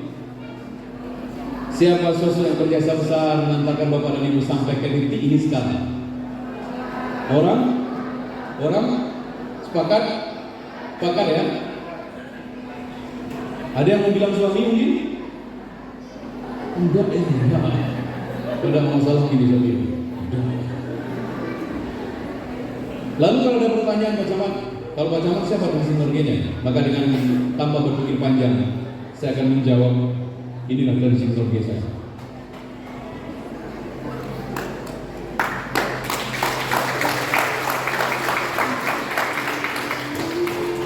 Ayah dan ibu, bapak ibu, ayah bunda semua mungkin memanggil beliau dengan mak, betul? Dengan ibu, betul ya? Dengan panggilan kesayangan apa lagi? Bunda, mama. Angkat tangan yang masih punya bunda, boleh? Angkat tangan. Yang masih punya ibu, yang anak-anak kita masih punya nenek, semua punya? Oke, angkat tangannya. Saya ingin Kenalkan pada bapak dan ibu semua. Tensing dong saya. Inilah perempuan yang saya berada dalam kandungannya. Perempuan yang 9 bulan saya mengisap darahnya. Perempuan yang 9 bulan saya bikin dia sakit, duduk sakit, berjalan tidak enak, bahkan tidur pun tidak nyenyak. Perempuan yang ketika akan melahirkan saya separuhnya antara hidup dan mati. Perempuan yang ketika akan melahirkan saya harus merasakan sakit yang teramat sangat. Ilmuwan mengatakan sakit yang dirasakan oleh seorang perempuan melahirkan anak ke dunia sama dengan 206 tulang yang patah serentak. Para bunda yang hadir hari ini pasti merasakan ini. Inilah perempuan pertama yang mengadahkan tangan bermohon pada Yang Maha Kuasa ketika saya lahir dengan selamat. Inilah perempuan pertama yang satu persatu jari jemari saya dielus, dibelainya, didekat ke dadanya dan berdoa pada Tuhan, ya Allah, terima kasih anak saya selamat. Rasa sakit yang tiada darah yang ia rasakan, berdarah-darah ia, robek kulitnya karena melahirkan saya, hilang sesaat itu. Pada saat melihat Hidayatul Taufik kecil lahir dengan selamat. Ketika malam tiba, inilah perempuan yang tak tidur sepanjang malam menjaga saya. Beliau tak rela andai kata satu ekor nyamuk menggigit tubuh anak. Beliau tak rela andai kata satu ekor nyamuk, satu ekor lalat yang hinggap dihalau. Malamnya yang panjang berlalu, saya tetesan air matanya berdoa pada Tuhan, ya Allah, terima kasih ya Allah, Engkau berikan hamba anak yang cakup, anak yang sehat. Tolong ayah bunda hadirkan momen pertama melahirkan anak kita. Hadirkan rasa bahagia itu ke tempat ini sekarang. Bukankah sebelum anak lahir ke dunia kita berdoa dengan pasangan kita di dalam tahajud kita, ya Allah, berikan kami anak yang soleh. Lama sudah kami menunggu hadirnya anak dalam hidup kami, ya Allah. Dan hari ini Allah sudah berikan anak itu. Anak soleh-soleh yang tak bisa dinilai dengan harta sekaya apapun kita, nggak bisa dibeli solehnya. Inilah perempuan mulia yang ketika pagi tiba dengan bangga ia kenalkan saya pada tetangganya. Inilah anak saya, si ganteng, si cantik, dikenalkan pada tetangga. Terbayang dulu bagaimana tetangga datang ke rumah kita mengenalkan anak pada tetangga kita, bagaimana bahagianya terasa. Hadirkan saya kembali sekarang, ya. Nah, Bapak Ibu, ketika akan masuk nasi ke dalam mulut saya 6 bulan disuapkan, inilah perempuan yang tak pernah bosan menyuapi saya. Kadang sambil berlari. Nah, setiap suap nasi yang masuk ke mulut sang anak selalu ada doa, ya Allah, siapkan anakmu, ya Allah, bukankah itu doa yang terbersih dalam hati seorang ibu yang sedang menyuapkan anak nasi anak? Masih ingatkah kita, Pak? Ataukah kita pura-pura lupa momen bahagia ini? Berapa ribu kali nasi yang sudah masuk ke mulut kita? Bisa Bapak Ibu menghitung? Atau nanti pulang ke rumah tanya mama kita, tanya mak kita, mak, sudah berapa suap nasi yang kau masukkan dari tangan muliamu ke mulut ini, Mak? Bagaimana aku bisa membalasnya, Mak? Tanya. Dan dia tidak akan pernah minta balas saya pun dari Allah. Dan tidak bisa dibalas. Jangankan suap nasinya yang sudah ribuan puluh ribu kali masuk ke mulut kita, jangankan dihitung. Satu tetes darahnya yang lahir, yang jatuh ke bumi melahirkan kita. Andai kata ayah bunda bapak ibu bisa menggendong sang emak, pergi pulang balik ke tanah suci ribuan kali, demi Allah tidak akan bisa membalas jasa kedua orang tua kita. Bagaimana besar jasanya, tidak akan pernah dibalas, bisa dibalas Bapak Ibu. Ini kebiasaan saya. Boleh dicontoh oleh kita. Saya tinggal di Lumobasung, Umi di Simpang. 2,5 jam atau 2 jam. Setiap 2 minggu saya pulang ke rumah. Dan setiap saya pulang ke rumah saya selalu membawa anak dan istri dan sebuah alat bernama alat potong kuku, alat penjepit kuku. Sampai di parkiran, bawa mobil dinas camat. Sang Umi, sang nenek dengan bangga berdiri di depan rumah menunggu anak bujangnya pulang. Terbayang oleh kita. Bagaimana bapak dan ibu begitu bangga kalau anaknya sudah berhasil, ya kan? Jadi pejabat di tempat orang, pulang ke rumah membawa mobil dinas, bangga sekali dengan orang kampung. Terbayang sumringahnya bapak ibu. Terbayang bahagianya seorang ibu menunggu anaknya di depan rumah. Sampai di parkiran buka pintu kiri dan kanan, anak-anak saya berdua lari menuju neneknya. Nenek, satu kiri satu kanan. Nenek kami kaget nenek. Datang istri saya menyelami mertuanya. Saya terakhir. Saya ambil tangannya, saya cium. Saya nikmati aroma tangan perempuan mulia itu. Aroma tangan yang dulu pernah memegang kotoran saya. Tangan yang dulu pernah tertengadah di penghujung malam dalam tahajud. Tangan yang lebih banyak menyebut nama saya dibanding dengan nama dalam doa-doa panjangnya. Tangan yang membersihkan kotoran saya. Saya cium tangan itu, dan ketika dulu di rumah saya bilang sama Umi, boleh nggak saya pinjam tangannya? Satu persatu jari jemarinya saya bersihkan, saya potong kukunya. Kadang saat memandang jemari yang sudah mulai kering dimakan usia. Demi Allah Bu, saya nggak kuasa nahan air mata. Netes saja. Kenapa nak? Umi bertanya. Saya bilang, Umi, inilah tangan yang dulu menggaruk punggung saya ketika saya kecil, ketika saya akan tidur di malam hari. Inilah tangan yang dulu membersihkan kotoran saya. Saya taruh tangan itu di sini. Setelah selesai, saya taruh di kepala seperti ini. Ngapain? Saya berdoa di bawah telapak tangan Umi. Ya Allah, izinkan tangan ini kelak bisa memegang dinding Ka'bah, ya. Izinkan tangan ini kelak bisa sujud di depan Ka'bah. Sehatkan perempuan hebat ini, ya. Panjangkan umur, berkahi siang malamnya. Kasih dia, jaga perempuan ini, ya. Saya berbisik di telinga Umi, kami mencintai Umi sekali. Saya datangi tensi keluarga saya yang kedua, siapa? Almarhum ayahanda yang saya panggil Buya dari kecil. Sama, saya bersihkan kuku tangannya sampai ke kuku kakinya. Buya petani, karena di sela-sela kukunya ada lumpur yang tersisa. Saya korek, saya bersihin kaki itu. Kemudian saya berdiri di belakang beliau. Saya silangkan tangan seperti ini. Buya, saya tanyakan pertanyaan yang persis sama saya tanyakan kepada Bapak dan Ibu tadi. Apa keinginan Buya paling besar hari ini? Sampaikanlah. Anak Buya lah jadi camai, lah jadi pegawai Buya. Dengan suara serak dan tertahan beliau menjawab, Nak, Buya pengen sholat di depan Ka'bah. Kamu pengen pakai baju ihram sebelum nanti Buya pakai kain kafan. Saya bilang, Buya insya Allah tahun ini Buya berangkat ke Tanah Suci. Qadarullah Bapak 2018 bulan Oktober beliau berangkat ke Tanah Suci. Sampai di Tanah Suci beliau telepon, nah ini Buya. Nah, sesaat dia terdiam, Buya. Nah, terima kasih Nak sudah mengantarkan kami ke sini. Nikmat bisa sholat di depan Ka'bah, Nak.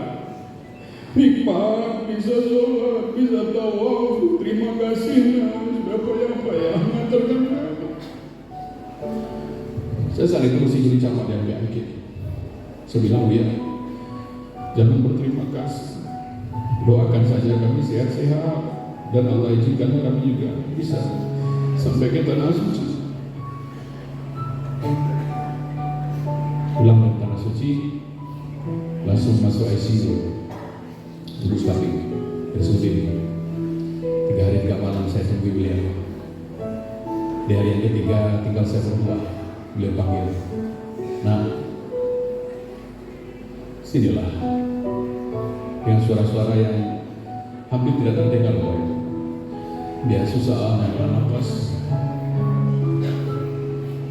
2014. Nah, istirahat. Saya bilang, jangan suruh saya istirahat, ya. Dulu ketika saya kecil tak pernah sedikit pun Buya tinggalkan saya saat saya sakit. Bagaimana hari ini saya bisa meninggalkan Buya? Izinkan saya tetap di samping Buya. Sembari saya genggam tangannya. kecut ketiknya, saya berikan semangat dan beliau minta diisikan kalimat syahadat. Saya bisikan terus-menerus la ilaha illallah, la ilaha illallah, dia ikuti sampai tertidur. Saya tertidur dekat kakinya, 1:30 pagi. Perawat membangunkan saya dengan kalimat inna lillahi wa inna ilaihi raji'un. Pak, ayahanda sudah tidak ada. Bapak Ibu, saya minta Bapak Ibu sebelum kita tutup dengan doa menghadirkan wajah ayah dan ibu di depan ini, boleh? Orang-orang hebat ya, kalau bukan doa mereka, kita bukan jadi apa-apa sekarang.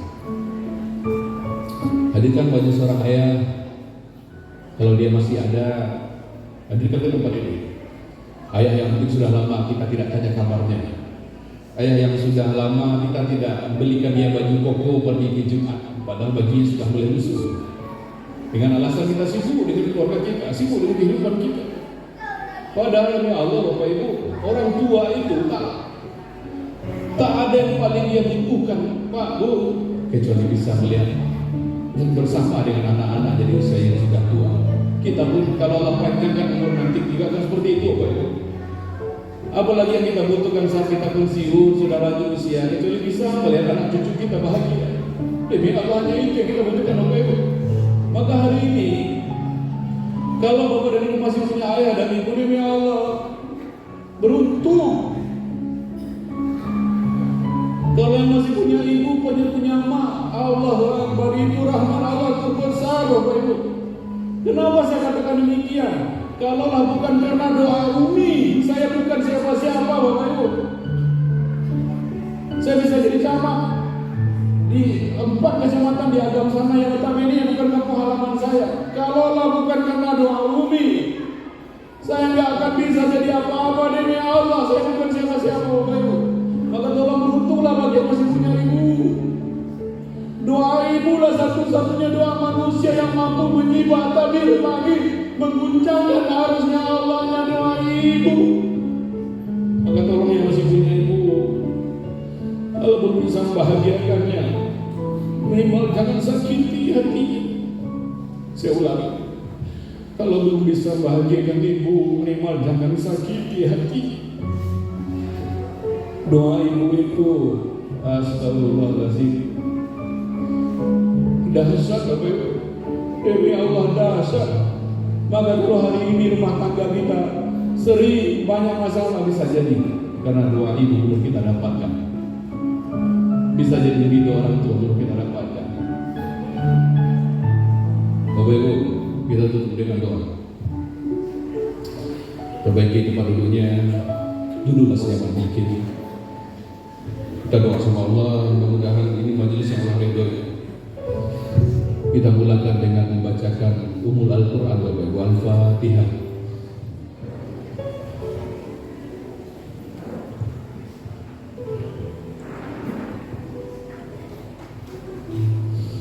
Bismillahirrahmanirrahim. Bismillahirrahmanirrahim. Alhamdulillahirabbil alamin. Allahumma rabbana la tadkhulna fi maqamin hadza wa fi kulli maqamin dhanban illa ghafarta. Ya Allah, jika ada satu di antara kami yang datang ke tempat ini berdosa dan maksiat, maka kami mohon padamu ya Allah, jangan Engkau biarkan ia kembali dari tempat ini sebelum Engkau ampunkan segala dosanya. Allahumma warhamna illa farajta. Ya Allah, jika ada satu di antara kami yang datang ke tempat ini sedang gelisah hatinya, tidak tenang batin, gelisah jiwanya, mohon padamu ya Allah, jangan Kau biarkan ia kembali dari tempat ini sebelum Kau tenangkan keadaan batinnya. Allahumma yasra'illah yasra'illah. Jika ada satu di antara kami yang datang ke tempat ini sedang sulit hidupnya, sulit dalam rumah tangganya, sulit dalam kehidupan sosialnya, maka kami mohon padamu ya Allah, jangan Kau biarkan dia kembali dari tempat ini sebelum Kau mudahkan segala urusannya. Allahumma marida billah syafaina. Allah, jika ada satu di antara kami yang datang ke tempat ini sedang Kau uji dengan penyakit seberat apapun sakitnya ya Allah, maka kami mohon jangan Kau biarkan dia kembali dari tempat ini sebelum Kau angkat seberat apapun sakit. Allah, pandanglah kami ya Allah, orang tua yang banyak dosa dengan anak-anak kami, orang tua yang sering marah membentak titipan-Mu ya Allah. Kami sadar anak-anak bukan milik kami, anak-anak itu punya-Mu ya Allah, anak-anak itu titipan-Mu. Maka tolong kami menjaga anak-anak titipan-Mu ini ya Allah, agar terus mau mentauhidkan, agar takut dengan, agar mau membesarkan nama-Mu kelak pada saat kami sudah tidak ada ya Allah. Allah, maafin kami kalau selama ini kami lalai pada orang tua kami ya Allah. Maafin kami kalau kami jarang tersenyum pada orang tua kami. Izinkan ya Allah, sebelum kelak orang tua kami pakai kain kafan, izinkan tubuh mereka dibalut baju ihram ya Allah. Kami bisa menggandeng tangan ayah dan ibu tawaf mengelilingi Ka'bah. Kami rindu ya Allah. Izinkan sebelum kelak nafas kami berhenti, izinkan tangan mereka yang sudah mulai keriput dimakan usia bisa Engkau takdirkan memegang dinding Ka'bah-Mu ya Allah. Allahumma Rabbana, jaga keturunan kami ya Allah. Kurniakan kami anak yang soleh, solehah. Jaga mereka dalam keimanan yang utuh kepada-Mu ya Rabbi. Jadikan kelak anak-anak kami jadi wasilah. Engkau pantaskan kami masuk surga-Mu ya Allah. Jangan jadikan tangan-tangan mobil anak kami justru menarik kami dalam neraka-Mu. Izinkan kami menjadi orang tua yang dirindukan ya Allah. Orang tua yang kelak terus didoakan pada saat kami sudah tidak ada di dunia ini ya Allah. Allahumma hab lana sholihin, Rabbana atina fid dunya hasanah wa fil akhirati hasanah wa qina adzabannar. Alhamdulillah ya Allah. Bapak-bapak yang mudah berbahagia, sampai sudah kita di ujung acara. Ridallahu wa ridal walidaini wa sunnah walidaini. Demi Allah, ridho orang tua, ridho Allah itu tergantung pada ridho kedua orang tua kita. Kalau Allah sudah ridho dengan kita, kalau orang tua sudah ridho dengan kita, pasti Allah juga akan ridho dengan kita. Maka kalau hari ini rumah tangga kita masih banyak masalah, tak lepas dari masalah satu ke masalah yang dua, bisa jadikan ridho orang tua belum kita dapatkan. Maka mulai hari ini ingin kita anak-anak kita menjadi anak yang soleh dan soleh. Yang langkah pertama, pulanglah, tempuhlah kedua orang tua kita, maka mintalah permaafannya, mintalah ridhonya. Insya Allah keberkahan dunia akhirat akan menjadi milik kita atas izin Allah Subhanahu Wa Taala. Saya Hidayatul Taufik pamit undur diri. Assalamualaikum warahmatullahi wabarakatuh.